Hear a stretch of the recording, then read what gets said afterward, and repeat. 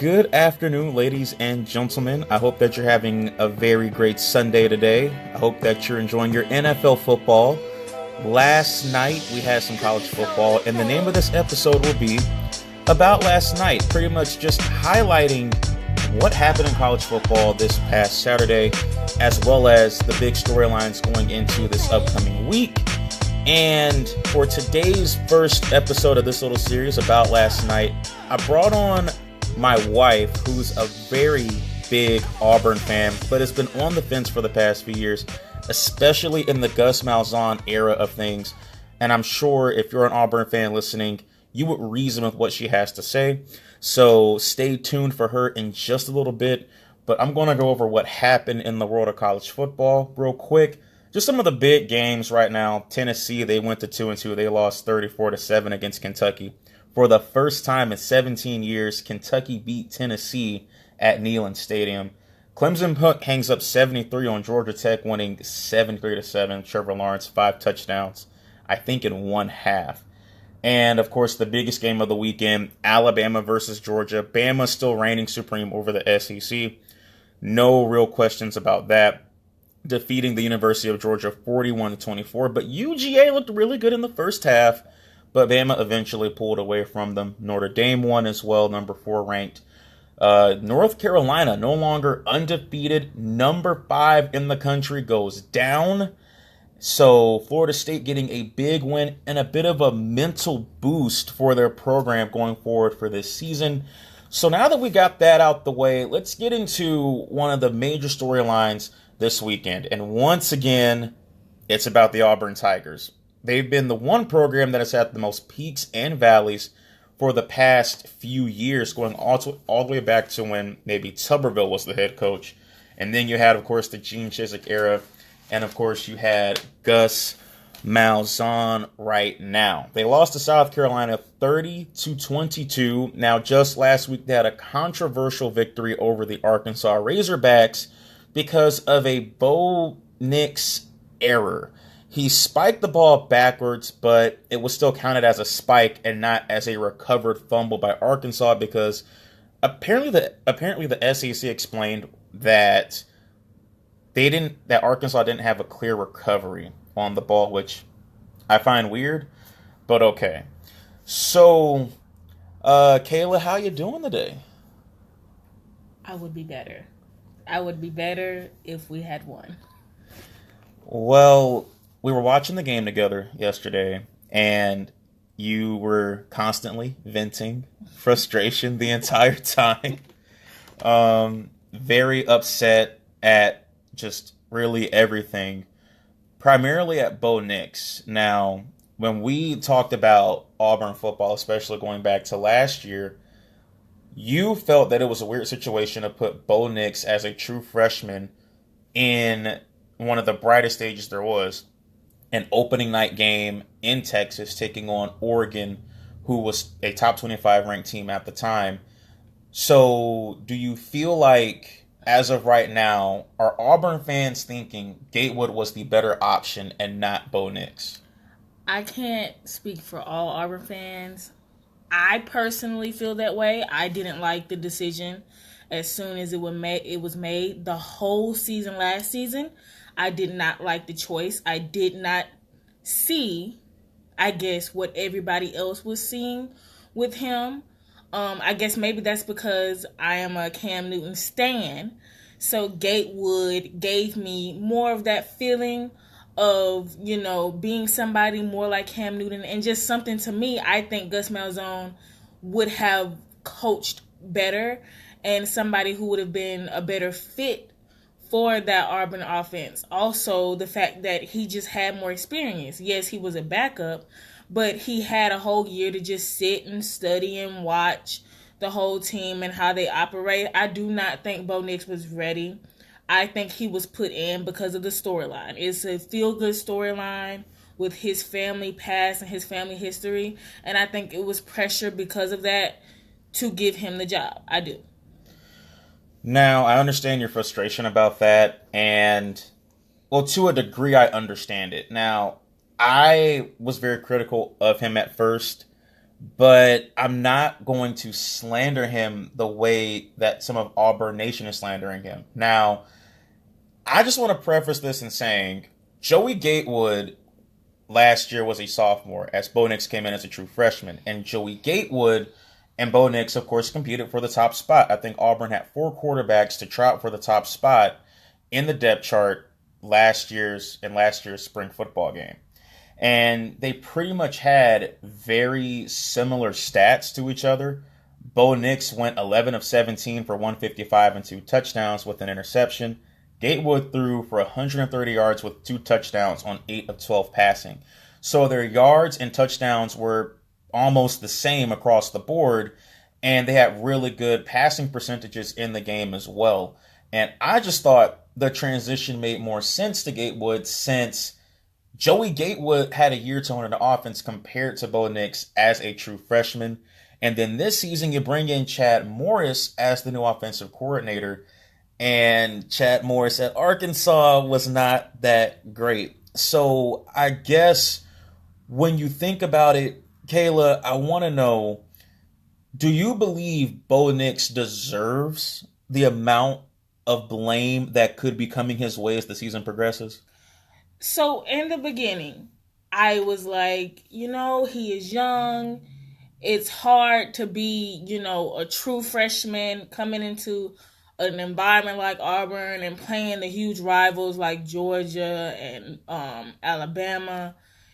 But what I have noticed, I'm not taking all the blame off of Gus Malzahn. He has some blame for some of the decision making.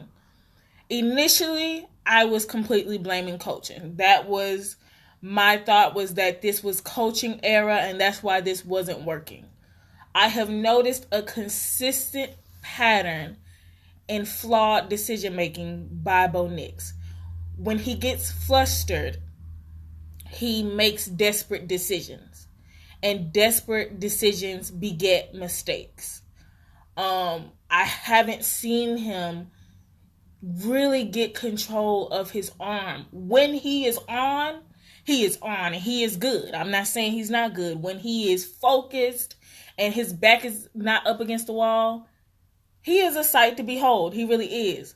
But he, more times than not, seems like he is very flustered and doesn't really know what decision to make. Just in that game, just in last night's game, I can't remember. It was the end of the game, right? The end of the quarter. It was like the last play or the second to last play. There was 38 seconds. Yeah. There were 38 seconds on the clock. He wasted 30 of those, knowing that you still have to score a touchdown and get a 2-point conversion to tie the game. He wasted 30 of those trying to make a decision. Running all around the field, trying to make a decision. He wasted 30 seconds off the clock. That wasn't just him trying to evade defenders. That was him not knowing what decision to make. That's just my analysis. Somebody may see that different, but I just feel like he was put into this position too soon. He does not know how to make decisions in tough moments. Well, I do believe that is the case a little bit. Now, again, he's a sophomore. So I guess the argument could be, well, maybe Gatewood would have made the same mistakes. But again, he still had a year under his belt already at Auburn before Bo Nix came. Now, look, let's not trash Bo Nix. I don't want to do that to him. He's a great kid. I mean, look, okay. I'm not trashing him. I'm just saying, look, I feel like he should have had that year to sit. Now, Gatewood does fit more so the type of quarterback Malzahn wants for his offense. He's about 6'5", 240-ish. That is very close to Cam's size. And quarterbacks in the past that he's had with that success. Cam Newton, because he was the offensive coordinator when Auburn won the national championship back in 2010. Then you had Nick Marshall, who came in as the starting quarterback, who transferred from Georgia. And I think he was a corner that transferred into a quarterback. And Nick Marshall was very successful under Gus Malzahn's system. I was surprised that Jarrett Stidham was as successful as he was. Now, before Jarrett Stidham, you had the quarterback. Oh my gosh, what is his name? You had the quarterback. He was there for 2 years. and he was with Sean White. He was Jeremy Johnson. That's his name. Jeremy Johnson. He was there. And he also fit the mold, one of the best JUCO quarterbacks to come out as well. And it didn't really work out. They weren't bad, but they weren't great. They were anchored by their run game more than anything. I mean, Cameron Pittway was a beast in that offense. But now you have Bo Nix. He doesn't have the same size as Gatewood or Marshall or Newton. He's not as fast as either person. He is a thrower. He reminds me a lot of Baker Mayfield. And he's quick, but not fast. And when I explained this to you last week, you said that doesn't make sense. And what I meant by that was his movement is very quick. When he's trying to run out the pocket, he can evade defenders.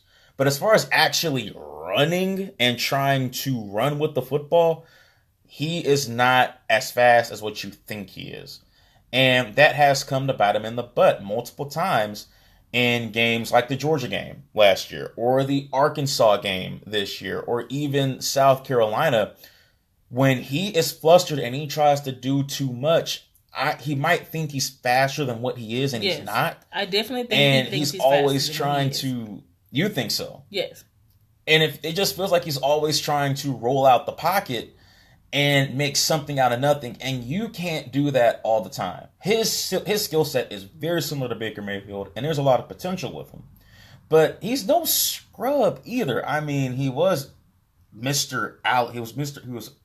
Football for the state of Alabama. Here's the thing. I'm not calling him He is a back-to-back 6'8 champion. I mean, okay, but I don't want Pinson Valley legend, pretty much. I'm not calling him a scrub. What I am saying is that you go from being Mr. Alabama to now having a huge spotlight on you at Auburn, because when you're a quarterback at a school like Auburn or Alabama or Georgia or something, you also have a spotlight on you around that campus. You also have pressure from just your peers on that campus. I feel like he needed time maybe to check the ego a little bit, bring him back down, to earth, to where he can reassess his skills and make changes and do better. You don't have much time to learn as a quarterback when you're going straight from high school ball to having to learn on the fly and play college ball and not getting the time to really learn. So what about Jalen Hurts? I mean, because he was in a similar situation at Alabama. Did I not say the same things about Jalen Hurts? Did I not say that when it seemed like it was a tough situation that he would get frazzled and he would make a lot of bad decisions? Did I not say the same thing about Jalen Hurts? I mean, he still led Alabama to the national championship. I'm not saying you know how I feel about Jalen Hurts. I actually really liked Jalen Hurts. Even though I'm not an Alabama fan, I actually really liked him. And I was disappointed in the decision that was made, by Nick Saban between the whole, Jalen Hurts and Tua thing. But it is the same thing. I do think when you don't get that chance to sit behind and have a year to just study film, to just grow, to just learn, and you're that young, he's young. Well, that might have been the separating factor between Jalen Hurts and Tua, is that Jalen came in as a true freshman. And then you had Tua Tagovailoa. And Tua came in the year after Jalen led Bama to the national championship game. But Tua was sitting for most of the season. Yeah. So he did spend a year learning the playbook and understanding how these defenses operate in the SEC against their offense. So that did benefit Tua in the long run. And then, of course, Jalen goes on to Oklahoma later on, and he has a star-studded year there. But going back to Bo Nix, I'm not expecting him in the SEC to be the next Jalen Hurts or the next Tua Tagovailoa. But do you think it's more so Auburn fans over the years being frustrated with the inconsistency, and you get another quarterback highly rated, highly regarded from your backyard, Pinson Valley, son of Pat Nix, he was his head football coach in high school, and he comes to Auburn? Do you believe that the pressure was set in when he was in high school because everyone knew he was going to Auburn in high school. Well, I'm sure there's a lot of pressure just from who his father is. But at the end of the day, you chose where you wanted to play ball and you chose Auburn. And I feel like I'm not expecting, because come on, every Auburn fan would want another Cam Newton, right? Yes. We would all want another Cam Newton. We're not going to sit here and lie and act like we don't. But I would think y'all would want another Cam Newton. But I think what we want is consistency. And we have not been giving consistency. We have years where we don't expect anything great to happen, and then they have this, burst out year where we're sitting there and we're happily surprised, but we're a little confused. And then they have years where they're highly touted, highly rated, and they should do well. And it ends up like this. So I think it's just frustrating because we're not getting consistency. No matter what coach we have, we're not getting consistency. So hold on. Don't let this overcast Gus Malzahn and Chad Morris. Now, they do have Arkansas ties. Gus Malzahn, I think, was a legendary high school coach in Arkansas, and he coached at Arkansas State. Then you had Chad Morris, who coached at the University of Arkansas in the SEC, and they're together on the same team.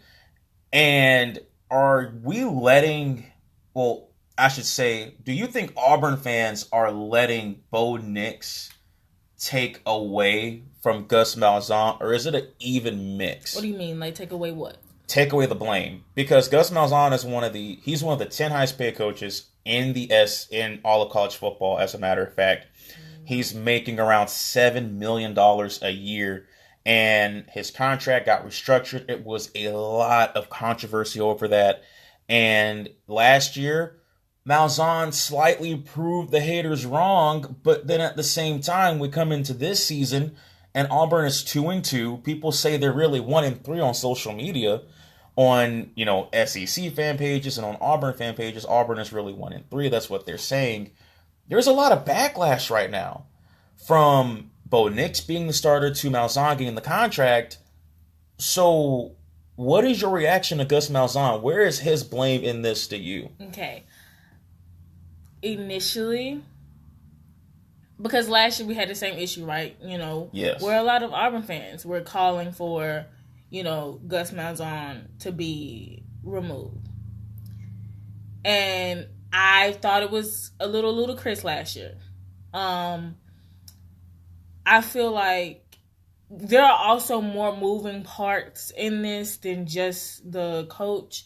Alumni and these schools have way too much of a say. If you ask me, way too much of a say. Bo Nix just didn't seem like a Gus Malzahn choice. He might have been a Gus Malzahn choice, but he just didn't seem like a Gus choice to me. I feel like at this point, I would give a little bit more of the blame to Bo Nix. Just a little. I'm not saying that Gus Malzahn has absolved the blame. I think he has made some very questionable decisions as far as plays called in certain games. But Bo Nix, when Gus Malzahn is not making mistakes, Bo Nix is still making careless mistakes. Like, I think it was in the Kentucky game? Or who did they play? They kicked it off the season against Kentucky, and they beat them. Then, that's our dog, by the way. Then after that, they played... Who did they play before Carolina last week? Well, they played Arkansas. Okay. I think it was the Arkansas game. It might have been a Kentucky game, where there was this play where Bo Nix looks completely confused, honestly. He's just standing there behind a defender and keeps running into him when there's a clear path for him that they have made for him to get through if he wants to run. I just think he sometimes doesn't know what he's doing. So this was the schedule. They played Kentucky and beat them. Pretty impressive win. Then they lose 27-6 against Georgia. which really angered you because you're not the biggest Georgia fan in the world. And then you have Arkansas, where they won off of the controversial spike, no spike. And then, of course, South Carolina just 24 hours ago. And I'll tell you, with the Arkansas game, I felt like if they lost, that was a loss that they earned. With that game, I felt like that was a loss that they earned. It was so many errors everywhere. A lot of penalties too, right, in that game as far as with Auburn. Yes. I felt like if they had lost that game, that was the one time I feel like in a long time where I'm like, okay, that was a loss you earned. But to be fair, Arkansas did play really well, and they came to fight. This year's Arkansas Razorback team, some people had them on upset alert, especially with the way Auburn came off of their loss against Georgia. It wasn't just a loss, it was an embarrassing loss. And from the beginning, you could see in that game, they pretty much took themselves out of it. Georgia just said, okay, here comes Stetson. Let's throw him in the game. Let's see what he got. He's going to be our starter. And he played some pretty good football. They ran the ball really well. And Georgia's defense just stuffed Bo Nix. They could not handle Georgia's defensive front. Bo Nix couldn't find anyone open in the secondary. But I think it was bad all around on offense. And to be fair, I know you're putting a lot of the blame on Bo Nix for now. Slightly more. Slightly. Let's look at Gus Malzahn real quick. Here's his recruiting class rankings ever since he became head coach. 2013 until now in this order. 10, 6, 8, 9, 9, 12, 11, and 7. The furthest he's dipped in his recruiting class was 12. 12 in the nation. So you have the talent. Talent is not the issue. So I'm going to segue this into another question. Is it the Alabama factor? And here's why I asked that question. I've noticed in college football, historically speaking, every state has that one team that has historically been the power in that state. In the state of Texas, it's the Texas Longhorns football program. Historically, the most dominant program in the state of Texas. They've dominated recruiting for all these years. They have multiple national championships. But as of right now, the University of Texas is not the same. So you have schools like Texas A&M and Baylor and TCU seizing the moment. In California, it's the same thing. USC, the dominant power there for so long, but other schools have slightly stepped up. Primarily Stanford has stepped up in the state of California as sort of the new power, you could say. Although for over the last few years, USC's tried to make that slight comeback, and it really hasn't happened with the Sam Darnold era. So, and then of course in Georgia, it's the University of Georgia. In Alabama, Auburn has a great history, but in Alabama, that school is Alabama. It is the Crimson Tide. No matter what anyone thinks, they've been the dominant school in the state, historically speaking. Do you believe that Alabama factor plays into what's going on right now and how they can't seem to sort of get over the hump? Because they can beat them on the field. But in other major games, they have fallen short, whereas Alabama, despite stumbling against Auburn sometimes, they have consistently said we are thinking about championships. What is going on down in the Plains? I do feel like Auburn and Auburn fans place more of a priority on beating Alabama than competing for a championship. I think it's a little bit better than what it used to be when I became a fan, like years ago. I think it is better than what it used to be. But I do still think that with a lot of Auburn fans, we can have a okay season or a should have been season. And if we beat Alabama, that's better than any national title to them. To be fair, Malzahn has been to a bowl game in every single year he's coached at Auburn. But They've had a 12-2 season. Great first year, 12-2. They lose in the national championship game to Florida State. Great game. Then you go 8-5. Okay, had a little setback. Then 7-6. Then 8-5. 10-4 with Jarrett Stidham. 8-5, 9-4 with Bo Nix, and now you're 2-2 in a 10-game season. No longer ranked in the country, by the way, may I remind you. They fell out the rankings officially. They still received about 47 votes to still be a top 25 team, but that is not the case. Auburn is no longer ranked. So, Malzahn, once again, it has his back to the wall, and his team has their back to the wall. And it seems as if Auburn cannot find consistency in terms of expectations, and that word's been thrown around for years. When you're expected to be great, you fall short. When no one expects anything out of Auburn, they become a national championship contender. Like, it has to stop. There has to be something, and I guess the one word that could describe that might just be mediocre. It could be mediocre. You can't sit here and have a 10-win season, but then come back with a 7-win season. But have a 12-win season and come back with an 8-win season. It falls down into a line of average. You're not great enough to be considered a national title contender, but you're not bad enough to be considered in a very bad state as a program. They haven't really had that very bad state since Gene Chizik. Malzahn has not let the ship fall that bad. But the ship has just been chugging along. Because I'll be the first to tell you, Jarrett Stidham's first year, I was a Jarrett Stidham stan.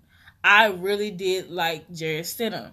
And I feel like his first year was the year that I thought that they could do it. I think they had a series of unfortunate events.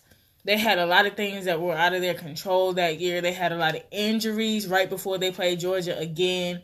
So, that year where I thought they could have did it, they just had a series of unfortunate events. I do think that it does depend on the quarterback. Their success has depended partially on what kind of quarterback that they have. Well, and what kind of leader that they have. I felt like Jarrett Stidham was a leader. But, Jarrett Stidham also had, a lot of seniors around him in that first year, right? Well, yeah, he had a senior offensive line. He was working with a new freshman offensive line in his second season at Auburn. He transferred in from Baylor beforehand. So he didn't come in fully inexperienced. He played some good college football at Baylor, too. Just want to reference that. But as far as I'm concerned with Auburn and this program, there has to be a lot of answers. I feel like Auburn fans right now are at a standstill. And I think not this season, I think next season we will have the ultimate answer to whether or not he stays or he goes. Because he's getting paid a lot of money.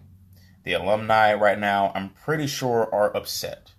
And the only way they can salvage this season is to go 8-0 the rest of the year and finish out with... to go 6-0 the rest of the year and finish out with an 8-win and 2-loss record. But, the alumni, they're upset.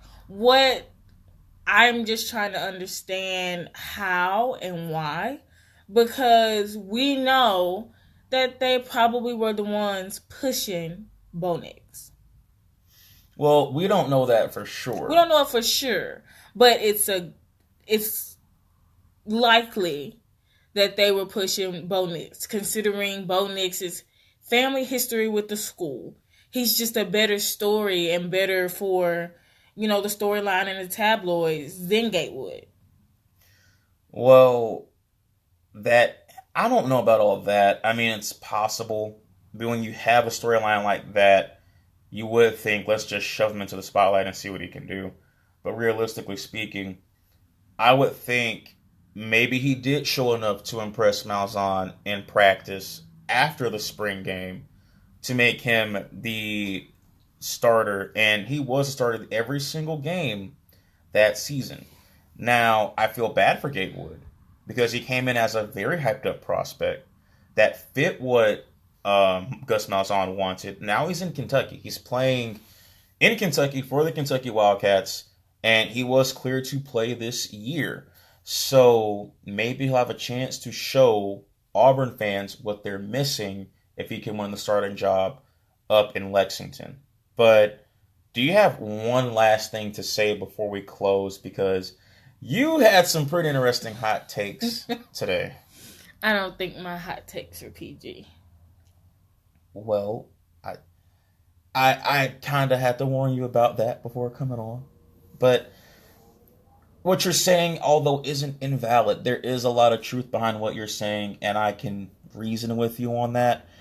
I mean, when you're growing up and you know with Auburn, it's always this stigma of what is Auburn at this point. It really is what is Auburn every year. It's a state of confusion. You never know what you're going to get. I've been an Auburn fan since, and it's harder for me as an Auburn fan because I am an Auburn fan in a household where I grew up in a household of Alabama fans. So I made a decision to be an Auburn fan whilst my whole family is over here getting to cheer for championships every other year and taunting me. And I made the conscious decision. I remember the game that I was watching, and I made the conscious decision. And they lost that game, and I did not care. And after that game, I made the conscious decision to be an Auburn fan. I really liked the team. And over the years, it is the same thing of there is no consistency. You do not know what you're going to get. No matter how good their recruiting class is, they will give you dirt in a basket and tell you that it's a pie.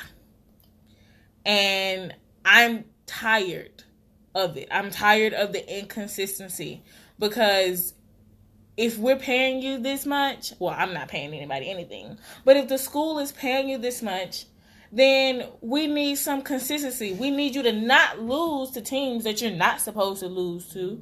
And we need you to just have a good fighting chance against teams that, maybe are a little bit more difficult. Did I think that they were going to beat Georgia? I thought that they had a chance. And to see how they were, mollywopped, that's crazy. I don't like that, and it's getting frustrating, and I'm like to the point where I'm like, okay, I'm going to need to turn off my TV, and I'm going to need to check out because this inconsistency is becoming too much. Well, I'll let you leave it at that for now. If you want to come back on and rant some more, you're always welcome. So, I mean, we live in the same house, so you kind of have domain over that. But I want to thank you all for listening to this podcast. And remember, you can listen to it on Google Podcasts, Spotify, Breaker, as well as other platforms. And this will be uploaded on YouTube as well. If you want to listen to it there on YouTube, I do have my channel that I will be connecting to the podcast and my blog. Check out my blog that I have set up. It's called The Sports Update. I wanted to go for a more broad feel and give my opinion on more topics just outside of Tennessee sports. And I think you're going to find some pretty interesting content over the next few weeks and the next few months. So until next time, I'm going to sign off for now. I hope that you have a great day, and I hope that you have a great NFL Sunday for the rest of your day. And stay safe out there, ladies and gentlemen. We'll talk to you soon.